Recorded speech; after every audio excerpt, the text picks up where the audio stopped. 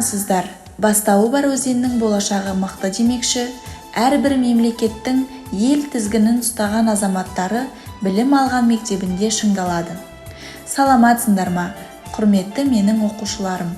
Сендерді өзін-өзі тану сабағында көргеніме қуаныштымын. Күндеріңе сәттілік тілеймін. Құрметті менің оқушыларым, бүгінгі өзін-өзі тану сабағын бастамас бұрын видеороликке назарымызды аударайық.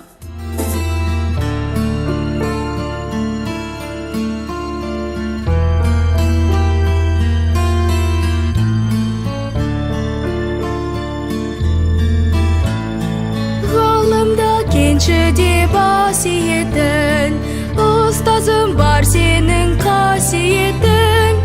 Білім берген, ой берген, ақыл берген, көз алдымнан кетпейді асыл бейнең. Ұстазым, ақылшы дос, ой арманым, арнасам саған осы аяулы әнім. Құрметті оқушылар, бейнежазбаны толық тамашалап болсақ, сұрақтарға жауап беріп өтейік. Бейнежазбада не бейнеленген? Қандай іс-әрекеттерді көрдіңдер? Бейнежазба бойынша қандай ой түйдіңдер?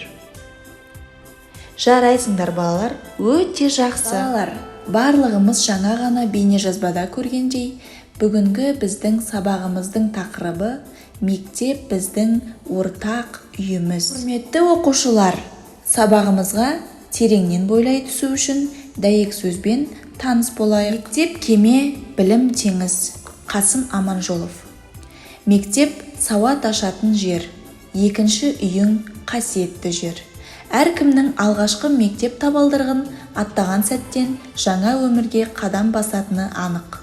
Мектеп кеме, білім теңіз демекші, біз өмір деген тұңғиық теңізге сапар шекпес бұрын осы кішкентай ғана мектеп деген теңізден өтуіміз керек.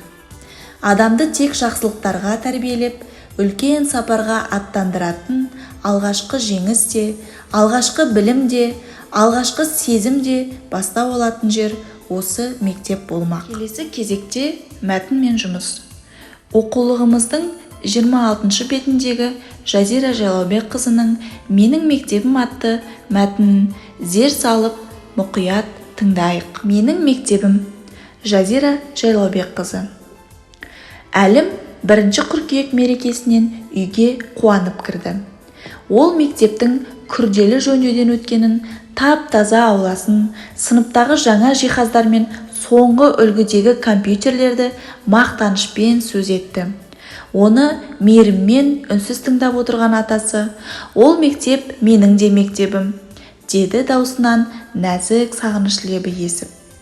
Менің мектебім де асқар таудай асқақ, жап-жарық, мұнтаздай тап-таза болатын. Күн сайын барлығымыз мектепке жеткенше асығатынбыз. Мектебімізде сендердікіндей жарқыраған шам, жалтыраған еден болмаса да, біздің сүйіспеншілігіміз бен құрметіміз мектепті асқақтатып, одан сайын биіктетіп жіберетін.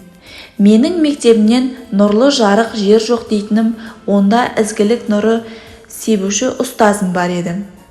Ол жерден жылы, таза жер жоқ дейтін себебім, мектепте бір-бірімізді құрмет тұтып, сыйласатын дос жарандарым бар еді.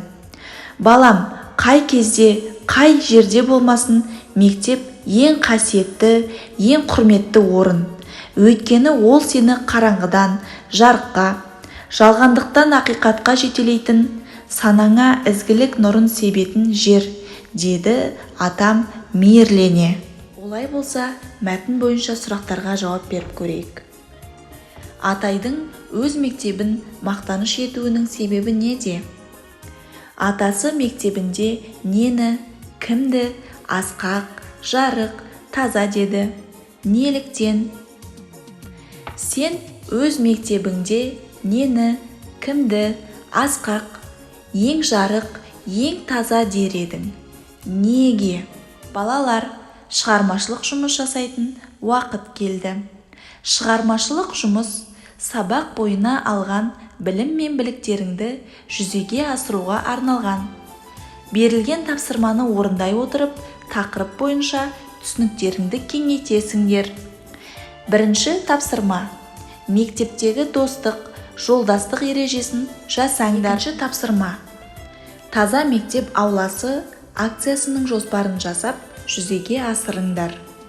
Жақсы балалар, бүгінге берілген тапсырмалардың бәрін өте жақсы орындадыңдар. Бүгінгі мектеп біздің ортақ үйіміз тақырыбы бойынша ең құнды мәліметтер алдыңдар деген сенімдемін. Ендеше сол мектебіміздің абыройын асқақтатар үлкен азаматтары болады деп сендерден үлкен үміт күтемін.